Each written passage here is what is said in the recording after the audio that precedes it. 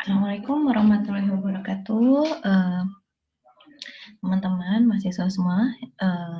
Kita akan membahas tentang pertemuan pertama, yaitu pengantar kesehatan komunitas. Ya, sebelumnya saya sudah menjelaskan tentang RPS dari minggu ke minggu yang akan dipelajari oleh mahasiswa. Silahkan dibuka dulu di instruksi pembelajaran. Nah, kita masuk ke materi minggu pertama, yaitu pengantar kesehatan komunitas. Oke, sebelum kita masuk ke kesehatan komunitas itu sendiri, kita akan mempelajari dulu apa itu sehat. Ya, sehat itu ada dengan memahami tujuan kita, yaitu menjadikan masyarakat menjadi sehat. Harapannya kita bisa ke depannya lebih optimal dalam menjalankan asuhan keperawatan yang akan dilakukan dalam keperawatan komunitas. Oke, di sini ada beberapa pengertian sehat menurut WHO, menurut undang-undang, ya, yang bisa disimpulkan sehat itu berarti adalah keadaan sempurna, sejahtera, tidak mengalami suatu penyakit, baik dari yang berasal dari internal maupun eksternal. Dan sehat itu bukan hanya fisik, tapi juga meliputi kesehatan psikis, kesehatan mental, gitu ya, secara psikologis, tidak ada gangguan. Lalu bagaimana dipandang dari makhluk sosial, ya, bagaimana interaksinya, apakah juga tidak ada gangguan.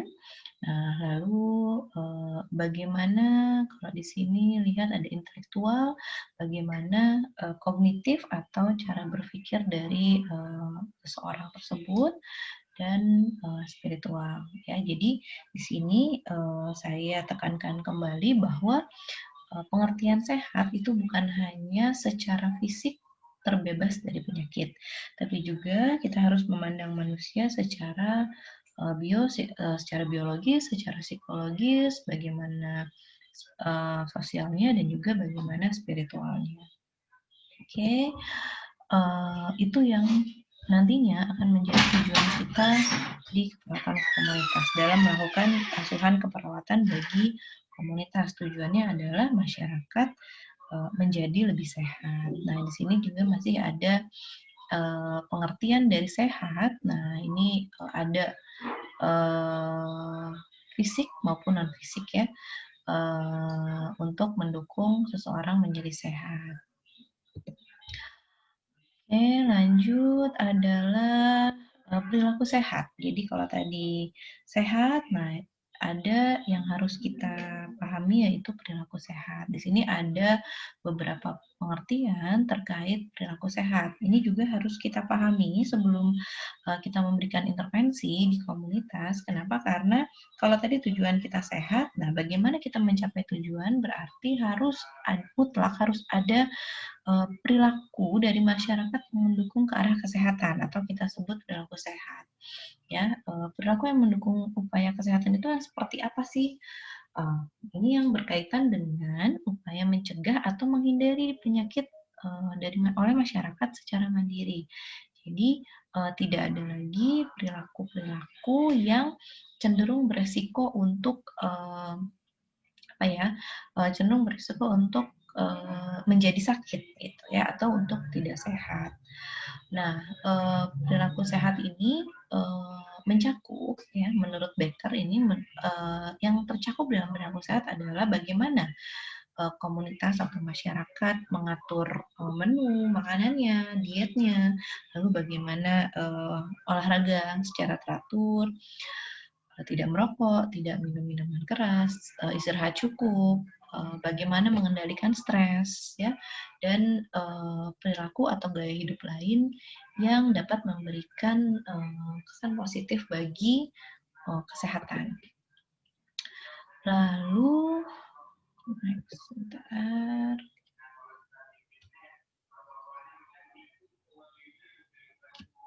Ini tadi masih ada pengertian perilaku sehat, ya, lalu ada domain perilaku sehat. Di sini, nah ini adalah pengertian perilaku sehat. Ya, yang berikutnya sebenarnya hampir sama, ya, tindakan yang dilakukan baik individu maupun juga masyarakat dalam memelihara dan meningkatkan kesehatan. Bagaimana melakukan perawatan, dan ini juga nantinya kalau teman-teman sudah mungkin di pertemuan yang akan membahas asuhan keperawatan, itu nanti kita akan melihat ada diagnosa keperawatan terkait usaha pemelihara perilaku kesehatan ini. Oke, di sini lanjut ada domain perilaku sehat.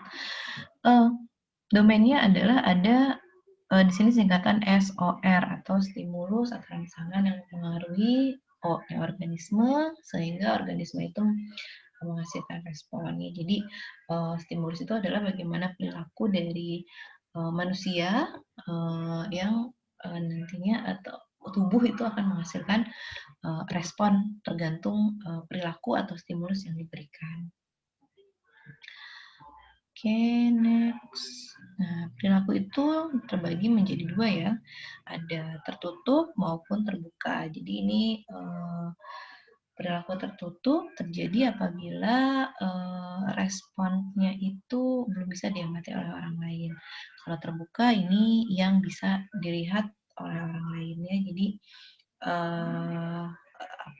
biasanya untuk perilaku kesehatan ini ada yang perilaku tertutup lebih kepada bagaimana sikap baik masyarakat maupun individu terhadap kesehatan. Nah, kalau perilaku terbuka ini adalah yang sudah menjadi tindakan atau praktik ya. Jadi biasanya kita memang membaginya perilaku tertutup kita istilahkan menjadi sikap, perilaku terbuka yang kita istilahkan menjadi perilaku, karena bukan lagi berupa pemikiran, perasaan, persepsi ataupun sikap, tetapi di perilaku terbuka itu sudah menjadi tindakan. Oke. Ketika kita berbicara tentang sehat, bagaimana kita ingin masyarakat perilakunya menjadi sehat. Nah, awal atau dasarnya adalah kita harus meyakinkan bahwa masyarakat memiliki pengetahuan yang cukup terkait bagaimana sih perilaku sehat yang baik, bagaimana sih perilaku yang tidak cenderung berisiko terhadap kesehatannya. Nah, pengetahuan ini kalau didefinisikan ini adalah hasil dari penginderaan manusia. Maksudnya adalah hal-hal yang didapatkan oleh manusia berdasarkan dari panca inderanya. Apa yang dilihat manusia, apa yang didengar, apa yang dirasakan, yang dicium, diraba, dan lain sebagainya. Nah, jadi hasil dari panca indera manusia tersebut sehingga diolah, dianalisis oleh seseorang melalui kemampuan kognitifnya masing-masing sehingga menjadikan itu pengetahuan yang mendasari sikap maupun perilaku seseorang maupun masyarakat terkait bagaimana cara pemeliharaan kesehatan. Gitu. Nah, ini yang menjadi tanggung jawab kita sebagai perawat dalam memberikan pengetahuan yang baik atau yang tepat bagi masyarakat terkait apa saja sih yang mempengaruhi kesehatan ya. Di sini ada pengetahuan tentang fasilitas pelayanan kesehatan ya, dan pengetahuan untuk menghindari penyakit atau kecelakaan. Jadi pengetahuan ini adalah basic atau dasar di mana yang akan membentuk sikap maupun perilaku seseorang yang cenderung positif terhadap kesehatan atau cenderung negatif terhadap kesehatan. Itu. Jadi kita juga harus paham itu ya.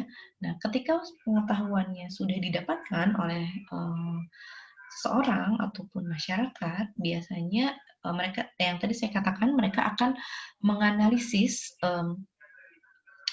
pengetahuan tersebut sehingga akan membentuk yang namanya sikap. Ya, sikap ini kalau tadi kita lihat adalah perilaku tertutup ya yang tidak terlihat oleh orang lain karena berupa persepsi, berupa pemahaman, berupa analisis pribadi gitu ya, yang dimiliki oleh individu maupun masyarakat, sehingga akan menentukan sikap dari masyarakat terkait suatu masalah itu seperti apa. Misal terkait COVID-19 ini, kita sudah memberikan penjelasan, instruksi bahwa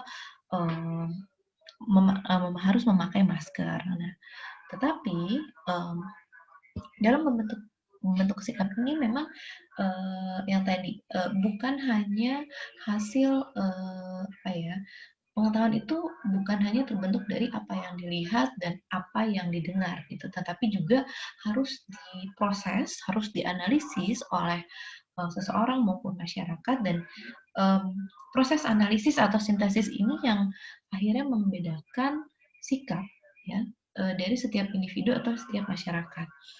Mungkin ada proses analisis ini ditentukan dari banyak hal. Bisa karena pengalaman sebelumnya, bisa pengetahuan sebelumnya, persepsi yang sebelumnya didapatkan, atau apapun yang akhirnya mempengaruhi individu maupun masyarakat dalam membentuk sikap terkait bagaimana perilaku kesehatan harus mereka lakukan.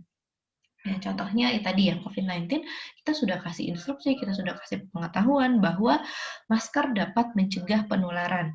Oke, tetapi pada kenyataannya masih banyak masyarakat yang tindakannya tidak sesuai dengan isi dari instruksi atau isi dari pengetahuan yang sudah diberikan. Kenapa? Karena di sini ada sikap, ya, ada banyak faktor yang membentuk sikap mereka. Nah, ini yang harus kita pahami sebagai perawat komunitas ketika kita memberikan penyuluhan atau kita memberikan asupan pengetahuan bagi masyarakat, lalu kita berharap masyarakat itu akan langsung berubah atau menuruti penyuluhan atau pendidikan kesehatan yang kita berikan. Itu tidak semudah itu gitu ya. Jadi proses ketika kita memberikan penyuluhan kesehatan hingga terbentuknya perilaku ini ada satu proses pembentukan sikap di sini yang bisa dibilang ini tidak mudah gitu ya. Karena banyak faktor yang mempengaruhi latar belakang, mungkin juga adanya faktor orang yang berpengaruh di masyarakat tersebut yang memiliki mungkin ya sikap yang negatif terhadap suatu perilaku kesehatan. Ini yang menjadi tantangan kita sebagai perawat komunitas dalam menjalankan asuhan keperawatan komunitas, terutama untuk merubah perilaku tadi ya. Makanya kenapa tugas kita sebenarnya bukan hanya penyuluhan kesehatan, tapi lebih jauh adalah diharapkan ketika kita sudah memberikan intervensi keperawatan terjadi perubahan perilaku ya.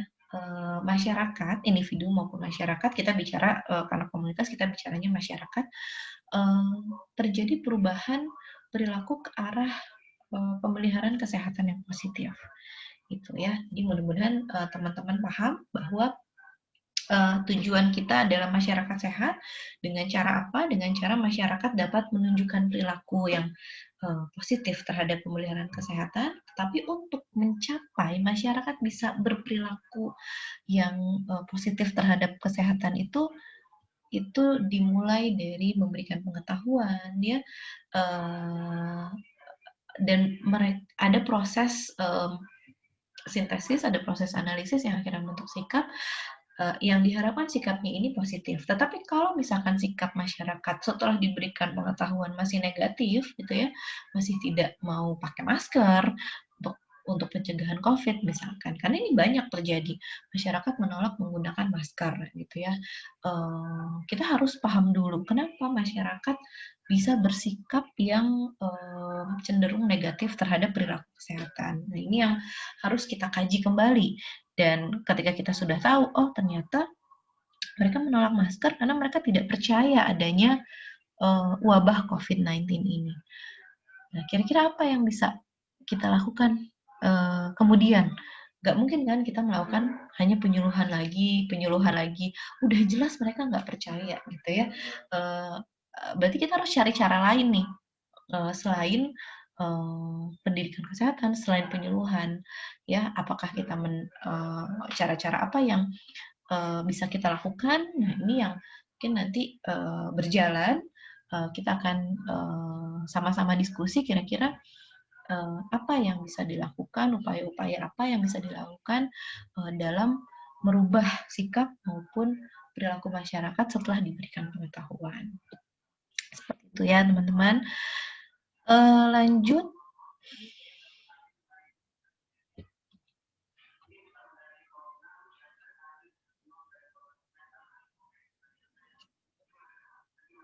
Ya. Oke, ini tadi yang saya sudah menjelaskan sebenarnya praktiknya atau perilaku di mana biasanya dari pengetahuan dan juga sikap, ya, pengetahuannya seperti apa, sikapnya seperti apa, dan pengetahuan ini juga mungkin bukan hanya pengetahuan yang didapatkan dari seorang perawat komunitas, karena mereka mungkin bisa dapat pengetahuan dari mana-mana, mereka bandingkan sehingga mereka bisa menyimpulkan suatu sikap dan akhirnya bagaimana mempraktekkan sikap itu terhadap perilakunya mereka, gitu ya.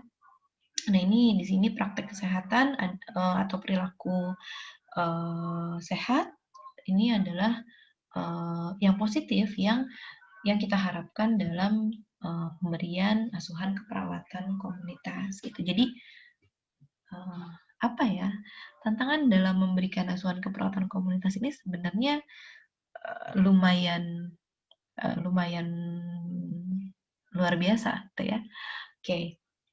Di sini ada bentuk-bentuk perilaku sehat yang apa ya, yang diinginkan ya, sehingga dapat mengurangi penyakit yang ada di masyarakat gitu. Nah, bentuk-bentuknya ini bisa dilihat, bisa yang tadi juga sudah saya sebutkan ya, dari mulai makan dengan menu seimbang sampai perilaku lain yang positif bagi kesehatan.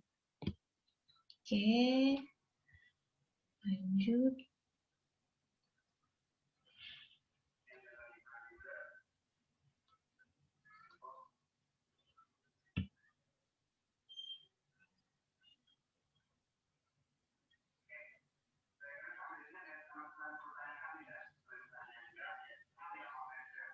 Ya, faktor-faktor yang mempengaruhi perilaku sehat. Tadi yang sudah saya sampaikan bahwa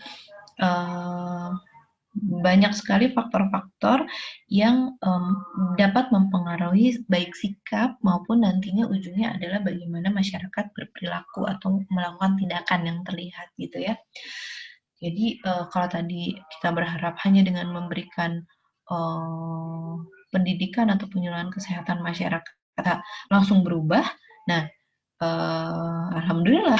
Tapi kalau misalkan ternyata pada kenyataannya masyarakat kok masih udah dikasih tahu harus pakai masker, tetap aja maskernya nggak dipakai. Nah, yang harus kita cek adalah bagaimana, apakah ada faktor predisposisi, ya, atau dan faktor pemungkin apa yang dimiliki oleh masyarakat. Faktor predisposisi ini adalah faktor yang mempermudah seseorang melakukan tindakan kesehatan misalkan ya, atau melakukan perilaku. Komponen di dalam faktor predisposisi ini bisa terjadi pengetahuan, sikap, bagaimana kepercayaan, bagaimana nilai-nilai yang dianut oleh individu ya ini atau masyarakat, sehingga faktor-faktor inilah yang akan menggiring bagaimana perilaku ditunjukkan oleh masyarakat gitu ya. Jadi nah, di sini pengetahuan ini hanya satu komponen dan pengetahuan yang diberikan oleh perawat komunitas itu adalah satu dari sekian banyak pengetahuan yang didapatkan oleh seseorang ya di faktor predisposisi ini. Lalu ada faktor pemungkin. Di sini faktor-faktor yang memungkinkan atau memfasilitasi individu untuk berperilaku. Jadi ketika sudah sikapnya sudah, terus apakah ada sarana dan prasarana atau fasilitas yang menunjang untuk terjadinya perilaku sehat. Misal, kita sudah pasti tahu pakai masker, masyarakat juga sudah mengamini, oh iya memang harus pakai masker, tapi maskernya nggak ada. Nah ini ada faktor pemungkin yaitu fasilitas fasilitas atau sarana ataupun prasarana yang mewujudkan terjadinya perilaku sehat. Siapa ini yang harus yang harus menyediakan? Ini bisa disediakan oleh kita sebagai pelayan kesehatan maupun pemerintah. Jadi sarananya harus ada. Nah, lalu berikutnya,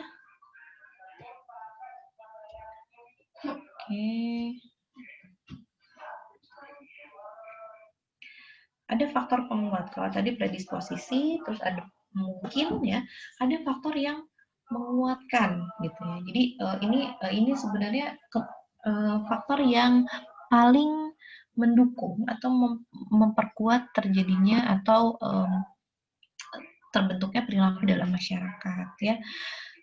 Apakah dukungan sosial ya, dan bagaimana sikap dan perilaku petugas kesehatan ya, maupun referensi dari pribadi yang dipercaya. Nah, ini referensi dari pribadi yang dipercaya ini yang harus kita kaji ya, siapakah tokoh, misalkan kalau di masyarakat siapakah tokoh yang berpengaruh di masyarakat tersebut yang didengar oleh masyarakat sehingga dapat menjadikan referensi yang dipercaya bagi masyarakat. Apapun yang dikatakan oleh tokoh tersebut atau referensi tersebut biasanya akan diikuti oleh masyarakat yang lain. Ini yang kalau misalkan ada tokoh yang seperti ini, inilah yang menjadi sasaran utama kita dalam memberikan intervensi perawatan di komunitas, karena biasanya ini akan lebih memudahkan kita dalam memberikan asuhan keperawatan maupun dalam mencapai tujuan kita, yaitu terjadinya perubahan perilaku masyarakat menjadi positif ke arah kesehatan. Nah, ini juga beberapa faktor lain yang mempengaruhi perilaku sehat yang harus kita pahami, adanya niat ya, apakah masyarakat atau individu tersebut memiliki keinginan ya agar tetap sehat. Nah, ini yang harus berulang kali memang kita sampaikan kepada masyarakat bahwa kesadaran akan kesehatan itu penting.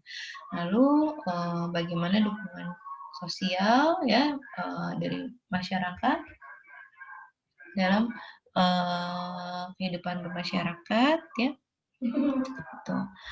Oke, jadi faktor yang pertama adalah niat, lalu adanya dukungan sosial, salah satunya mungkin tadi dari tokoh yang berpengaruh dalam komunitas atau masyarakat tersebut, ini juga bisa menjadi salah satu bentuk social support di masyarakat. Lalu ada akses informasi ya. Ini ada akses informasi terkait tindakan yang akan diambil gitu ya. Jadi apalagi kalau misalkan masyarakat yang kita bina adalah masyarakat perkotaan di mana kemajuan ilmu pengetahuan dan teknologi itu sangat terpapar gitu ya. Mereka akan dengan cepat browsing atau mencari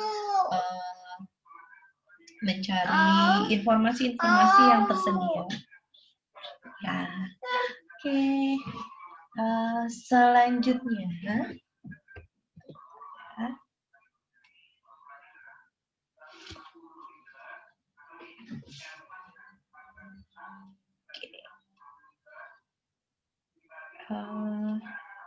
selanjutnya adalah otonomi pribadi. Ya, ini adalah kewenangan individu. Kalau tadi yang sudah saya jelaskan adalah bagaimana pengaruh-pengaruh eksternal ya yang mungkin bisa menjadikan atau merubah perilaku seseorang. Nah, di sini otonomi pribadi ini adalah bagaimana seseorang itu memiliki apa ya, faktor intrinsik atau faktor internal dari dalam dirinya yang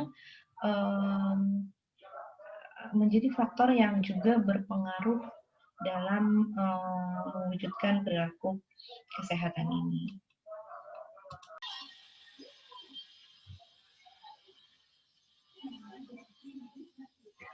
Oke, kita lanjut. Jadi tadi faktornya adalah ada faktor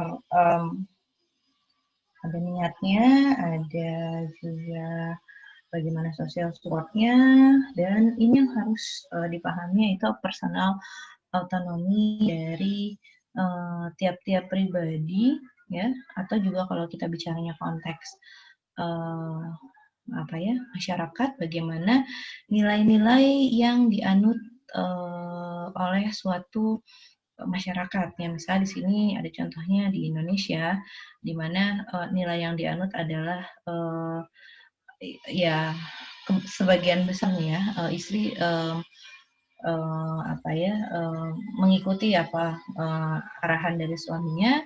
Nah, ini yang harus menjadi salah satu faktor yang kita pikirkan mungkin dapat menjadi solusi apabila mungkin pendekatannya dilakukan pada kepala keluarga gitu. Ya. Terus juga lanjut adalah situasi yang memungkinkan ini baik itu berkaitan dengan fasilitas yang tersedia maupun kemampuan dari tenaga kesehatannya. Karena kalau misalkan apa ya fasilitasnya ada, tapi tenaga kesehatannya tidak memahami, ya, tidak memiliki kemampuan tentang bagaimana melaksanakan asuhan keperawatan di komunitas secara tepat dan benar, ini juga bisa menjadi salah satu hambatan dalam pemberian asuhan keperawatan komunitas gitu ya. Dan juga mungkin juga bukan hanya kemampuan dari perawatnya, tapi juga bagaimana kemampuan dari masyarakatnya ya. Misal kita sudah memberikan penyuluhan, kita sudah memberikan edukasi, ternyata kemampuan kognitif masyarakatnya rendah, ini juga yang bisa menjadikan hambatan dalam terwujudnya perilaku kesehatan yang baik di masyarakat gitu. Jadi action situation ini juga somehow ya menjadi sesuatu poin yang krusial, penting dalam pemberian asuhan keperawatan komunitas ya. Terus lalu adanya pemikiran dan perasaan ya, ini juga masih masuk ke dalam tadi otonomi pribadi ya. Kira-kira kalau berperilaku seperti ini mungkin pemikiran tiap-tiap pribadi ataupun tiap-tiap masyarakat akan berbeda gitu ya. Adanya acuan atau referensi dari seseorang yang dipercayai ini sudah saya jelaskan ya. Apakah ada tokoh masyarakat setempat yang memang berpengaruh terhadap perilaku dari masyarakat, lalu adanya sumber daya yang tersedia, ya, sarana dan prasarana, terus bagaimana budaya. Seorang perawat komunitas juga harus peka terhadap sosial budaya yang ada di masyarakat, sehingga intervensi yang diberikan itu jangan apa ya, diharapkan tidak bertentangan juga dengan budaya atau culture yang ada di masyarakat. Ya, jadi tapi tantangannya adalah ketika culture tersebut bertentangan dengan kesehatan, di mana kita sebagai perawat kesehatan komunitas tugasnya adalah untuk bukan menghilangkan ya, untuk mungkin mengurangi sedikit demi sedikit culture yang ada yang memang tidak sesuai dengan perilaku sehat. Ya, apalagi dengan pandemi saat ini ya, mungkin banyak sekali culture-culture yang akhirnya yang tadinya biasa mungkin ya tidak berpengaruh terhadap kesehatan, akhirnya berpengaruh terhadap kesehatan maupun perilaku sehat. Oke, itu tadi terkait sehat. Bahasan selanjutnya adalah sakit, ya. Sakit ini kalau saya tadi adalah suatu keadaan yang sejahtera, yang tidak ada masalah, tidak memiliki masalah. Sakit adalah kebalikan dari pengertian sehat tersebut, ya. Adanya masalah, adanya keadaan tidak menyenangkan, adanya penyakit, ya, sehingga dapat menimbulkan gangguan dalam aktivitas sehari-hari masyarakat, dan sakit ini ada persepsi sakit yang yang berbeda dari tiap individu maupun masyarakat, ya, tergantung dari pengalaman sebelumnya, dari situasi dan kondisi, sarana dan fasilitas dan lain sebagainya. Jadi mungkin apa ya, mungkin di satu komunitas COVID-19 ini bukan tidak terlalu menjadi masalah besar, tapi mungkin ada di satu komunitas tertentu dengan paparan yang sama, ini menjadi ini menjadi satu persepsi yang sangat menakutkan gitu ya. Tergantung bagaimana karakter, situasi, dan kondisi dari setiap masyarakat untuk mempersepsikan sakit. Nah, ini persepsi sakit ini sendiri adalah seseorang yang merasa bahwa dirinya sakit ya setelah diperiksa atau dinyatakan menderita sakit. Nah, terus bisa juga merasa sakit tapi ternyata tidak mengalami penyakit. Jadi persepsi sakit ini benar-benar sangat unik ya, yang hanya dirasakan oleh masing-masing individu. Dan ini biasanya kalau di pengkajian kita akan mencatatnya sebagai keluhan utama ya. Oke, itu adalah persepsi, pengertian dari persepsi sakit, ya, tadi ada sakit, pengertian sakit, lalu ada persepsi sakit. Nah, ini yang harus dipahami, tadi ya ada sehat, dan ada sakit. Oke, lanjut. Ini sebenarnya ada Perkesmas atau Perawatan Kesehatan Masyarakat yang inilah yang dilakukan oleh seorang perawat di tatanan atau di layanan komunitas atau masyarakat. Teman-teman pasti sudah pernah mendengar Perkesmas ya berkali-kali pada mata kuliah sebelumnya, yaitu ilmu kesehatan masyarakat, yang mana saya kaitkan ilmu kesehatan masyarakat tersebut ke dalam Perkesmas, karena kalau kita bicara ilmu kesehatan masyarakat itu sangat luas sekali, tapi ketika kita bicara bagaimana kesehatan masyarakat di tatanan profesi kita sebagai perawat, kita akan bicara terkait Perkesmas, yaitu keperawatan kesehatan masyarakat. Gitu. Makanya apabila ada diskusi terkait Perkesmas, harus melibatkan perawat di situ, karena ini adalah ruang lingkup perawat di tatanan komunitas, intinya seperti itu. Apa saja yang bisa dilakukan oleh perawat di Perkesmas atau di tatanan komunitas ini, kita sebenarnya bisa mulai promotif, preventif, kuratif, rehabilitatif ya. Jadi kita bisa memberikan seluruh layanan tersebut secara berkelanjutan, tapi yang utama adalah di promotif dan preventif. Ya, kalau masih ingat pelajaran kita yang dulu, Perkesmas itu di Indonesia ini memiliki dua konsep, yaitu usaha kesehatan individu atau perorangan UKP dan usaha kesehatan masyarakat atau UKM. Nah, di mana UKP atau upaya kesehatan perorangan ini akan lebih menitik beratkan pada pelayanan yang sifatnya kuratif maupun rehabilitatif. Nah, ketika kita bicara UKM, upaya kesehatan masyarakat, nah inilah yang memang lebih mengutamakan pelayanan yang promotif dan preventif. Nah, sebenarnya pada prinsipnya memang Perkesmas ini harusnya menitik beratkan pada pelayanan promotif dan preventif di tatanan atau di setting masyarakat atau komunitas gitu ya. Oke. Di sini kita titik beratkan pada promotif dan preventif, berkesinambungan, nah, tanpa kita mengabaikan pelayanan kuratif dan rehabilitatif. Kalau di puskesmas, kalau di pelayanan kuratif dan rehabilitatif itu adanya di UKP dan biasanya dia ada istilahnya di dalam gedung puskesmas ya. Jadi ada pelayanan dalam gedung, ada pelayanan luar gedung. Nah, pelayanan luar gedung ini adalah yang UKM tadi, promotif maupun preventif. UKP ada di dalam gedung, di mana kita bekerja sama dengan tenaga kesehatan lain dalam memberikan pelayanan baik kuratif maupun rehabilitatif. Jadi yang benar-benar mandiri seorang perawat komunitas bisa lakukan ada di luar gedung, di mana kita bisa melakukan tindakan promotif maupun preventif, ya.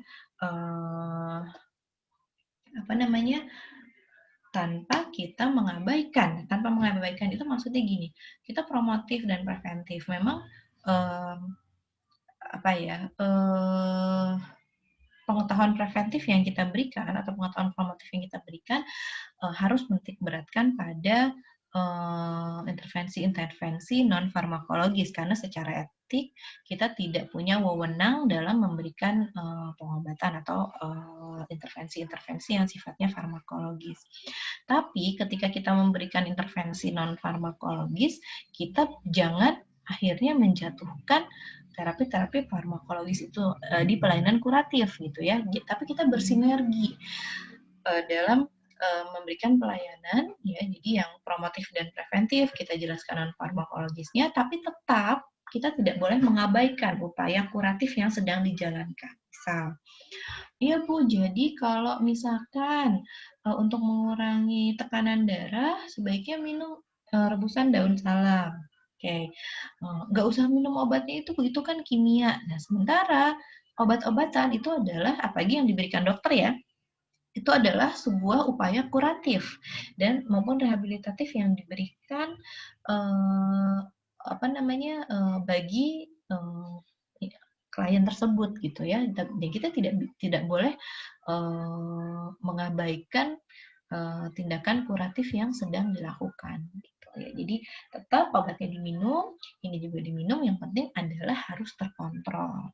Gitu ya. Nanti teman-teman akan belajar di keperawatan keluarga bagaimana prinsipnya, bagaimana cara mengontrolnya, bagaimana kita sebagai perawat komunitas yang di dalamnya ada keperawatan keluarga memberikan intervensi asuhan keperawatan pada keluarga maupun masyarakat gitu. Oke.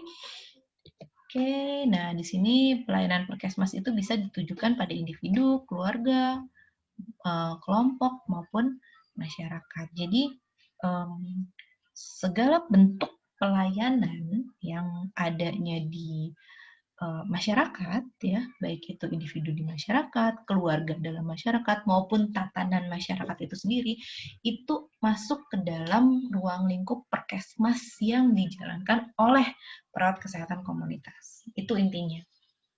Oke.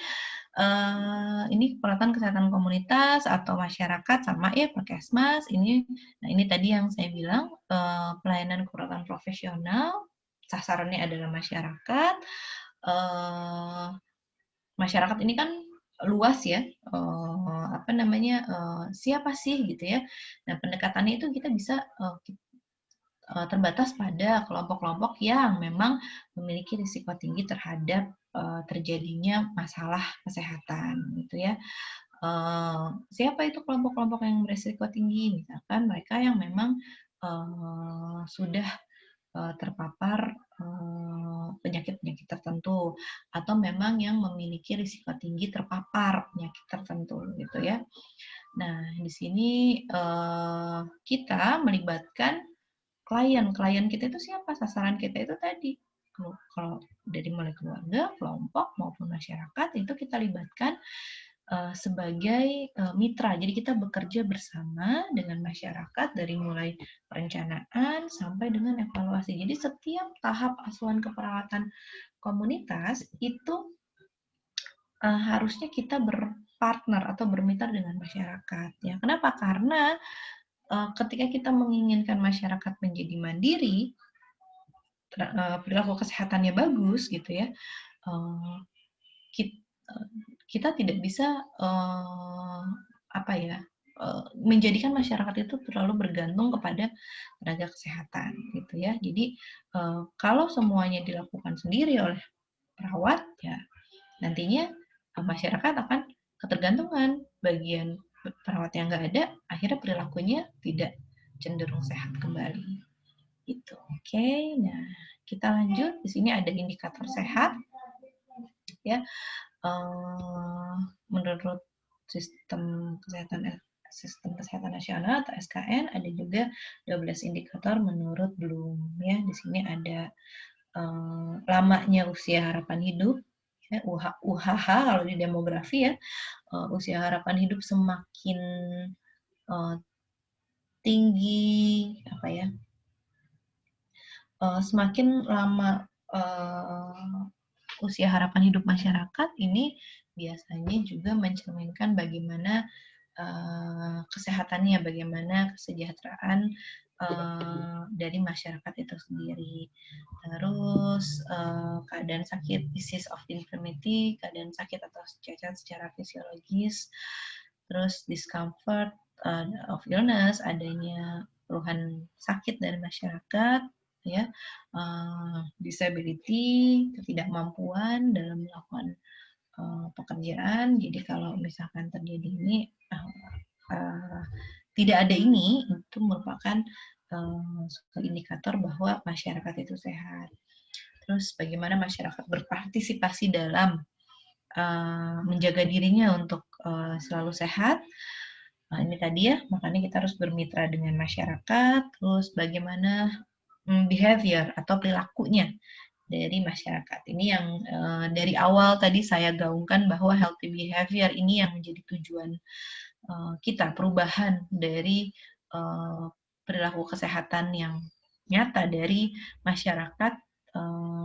Ini yang menjadi tujuan dari pelayanan keperawatan masyarakat. Terus bagaimana kalau tadi kesehatan, juga bagaimana ekologik behavior-nya, perilaku terhadap lingkungannya, dan perilaku, bagaimana juga perilaku masyarakat terhadap sosialnya, keluarga, baik komunitas maupun masyarakat di mana mereka tinggal.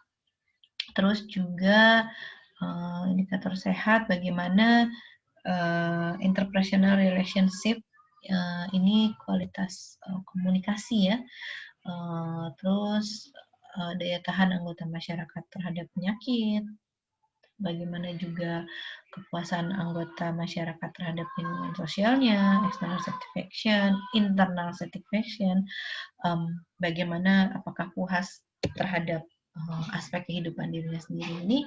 Ini yang juga sebenarnya indikator-indikator yang perlu dipertimbangkan oleh pemerintah dalam mewujudkan masyarakat yang lebih sehat, ya. Di sini ada indikator sehat juga menurut WHO. Ini ada indikator yang komprehensif, di mana ini data-datanya diambil dari data-data demografi, ya, yang sudah kita pelajari bagaimana angka kematian, rasio angka kematian, bagaimana usia harapan hidup, ya, dan ada indikator yang spesifik, bagaimana kejadian penyakit di masyarakat, angka kematian ibu dan anak, angka kematian, dan angka kelahiran. Oke, lalu ini sudah kita pelajari, ya, bagaimana cara menghitungnya di mata kuliah lalu, ya. Lalu ada indikator pelayanan kesehatan. Pelayanan kesehatan itu harus memiliki atau mencukupi beberapa indikator ini untuk dapat dikatakan adalah pelayanan kesehatan yang baik, ya, atau yang layak yang bisa memberikan pelayanan kesehatan, yaitu rasio tenaga kesehatan dan jumlah penduduknya seimbang. Jangan sampai jumlah penduduknya besar tapi tenaga kesehatannya cuma sedikit. Akhirnya karena rasionya tidak seimbang, akhirnya tujuan perilaku kesehatan yang tadi ingin dicapai tidak bisa tercapai. Terus distribusi tenaga kesehatannya juga harus merata. Jangan hanya misalkan di pusat, gitu, ya, tapi bagaimana mendistribusikan tenaga kesehatan ke seluruh wilayah negeri ini secara merata. Terus informasi lengkap tentang jumlah tempat tidur, fasilitas kesehatan, terus informasi tentang sarana pelayanan kesehatan ini pun harus dimiliki oleh masyarakat.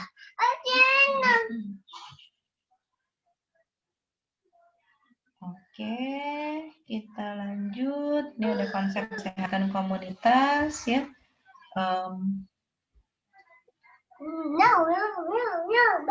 Konsep kesehatan komunitas ini ada beberapa pendapat. Bentar ya, ada Fazier maupun ada Stanhope and Lancaster ya, di mana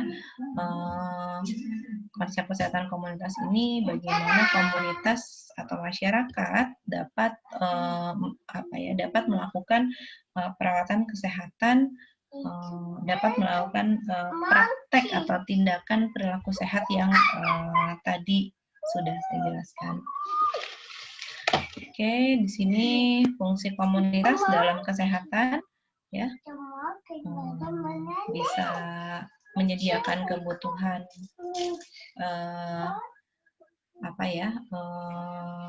dasar bagi masyarakat itu sendiri, bisa dari mulai persediaan air, listrik, keamanan, sehingga kalau ini kebutuhan dasar ini sudah terpenuhi, diharapkan masyarakat akan bisa lebih fokus terkait perilaku sehatnya. Lalu mensosialisasikan sesuatu proses ya, misalkan tadi pengetahuan ya, terus kalau ada informasi-informasi terbaru ya, ini bisa juga dilakukan oleh komunitas ya, istilahnya adalah perpanjangan tangan dari pelayanan kesehatan yang bisa dilakukan oleh komunitas tanpa melibatkan tenaga kesehatan. Lalu juga kontrol sosial bisa dilakukan oleh komunitas untuk menjaga kestabilan komunitas. Lalu interpartisipasi sosial, ini juga bagaimana komunitas itu berinteraksi, dukungan mutualistis ya. Ini terlihat juga misalkan apabila ada salah satu masyarakat yang tertimpa sakit ya, ataupun bencana, bagaimana masyarakat atau komunitas itu sendiri membantu sesamanya. Misalkan kalau di dalam masyarakat itu ada yang isolasi mandiri misalkan terkena COVID-19, bagaimana masyarakat dapat berperan untuk membantu menyiapkan sumber-sumber, misalkan bagaimana makannya, bagaimana si pasien itu memenuhi kebutuhan dasarnya gitu ya, bukannya dijauhi dalam dalam bermasyarakat. Itu yang diharapkan memang terwujud di masyarakat terkait peran serta masyarakat untuk mewujudkan tadi tujuan perawat kesehatan masyarakat. Oke, itu adalah konsep dasar dari perawatan komunitas ya, atau dari kesehatan komunitas.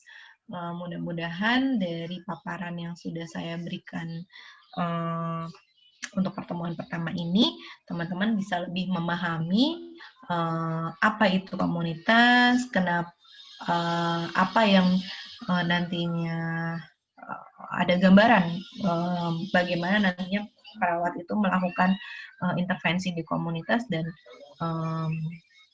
kenapa perawat harus memberikan intervensi perawatan komunitas. Baik, sekian materinya. Apabila ada pertanyaan, nanti saya akan membuka forum diskusi tersendiri terkait materi di pembelajaran tiap minggunya yang bisa teman-teman isi apabila ada pertanyaan, bisa juga apabila mau menjawab pertanyaan temannya, jadi tidak harus mungkin mau mengutarakan pendapatnya terkait pertanyaan yang diajukan oleh teman satu kelasnya. Baik, saya akhiri materi pertama. Terima kasih atas perhatiannya. Wassalamualaikum warahmatullahi wabarakatuh.